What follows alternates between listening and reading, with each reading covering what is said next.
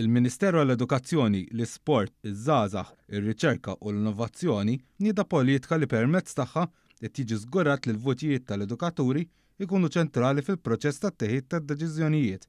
Għal dan il-għan tfasslet il-politika bl-isem ta' Education Policy, Educators as Policy Makers. Din hija pass ieħor bħala parti mill-Istrateġija Nazzjonali għall-Edukazzjoni, kif ukoll it-twettieq ta' miżura imħabbra fil-manifest elettorali tal-Gvern.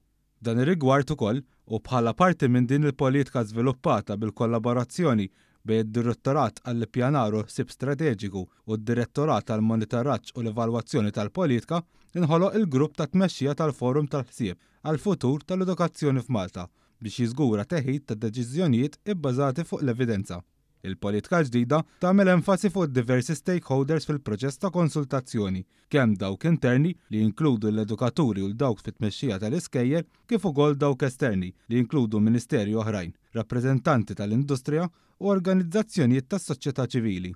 F'kommenti lil One News, is-Segretarju Permanenti fil-Ministeru għall-Edukazzjoni, l-Isports, iż-Żgħażagħ, ir-Riċerka u l-Innovazzjoni, Matteo Vella, għalli dan kollu se jkun qed isir ma' diversi partijiet differenti, mod li l-vuċi ta' kulħadd tkun mismuha u l-potenzjal ikun massimizzat biex bekk kulħadd igawdi minn kwalità ta' ħajja aħjar. Fil-Malta Education Foresight Forum qed naħdmu jitfit ma' stakeholders oħra, mal-industrija, ma' unions u partijiet konċernati oħra biex vuċi waħda niżviluppaw l-istrateġiji għal-futur. Kif ukoll li naraw pajjiżna fejn sejjer, kif ħankunu qegħdin nimplementaw dan. Vella qal ukoll kif dan kollu se jara twaqqif ta' ħab apposta fix-xhur li ġejjin. Bilan tiegħu se jkun li jċentralizza din il-ħidma kollha. F'ċerti każi wkoll dan se jara li jkunu qed jintlaqgħu gruppi differenti, inkluż dawk tal-ġenituri u l-istudenti, biex kulħadd jaqsam il-ħsibijiet tiegħu. Dan kollu se jkun għalhekk qed jaqgħad dak li tfassal u se qed jiġi implementat flimkien mal-partijiet kollha konċernati. Għall-ewwel darba ġie ffurmat ukoll mudell għal Malta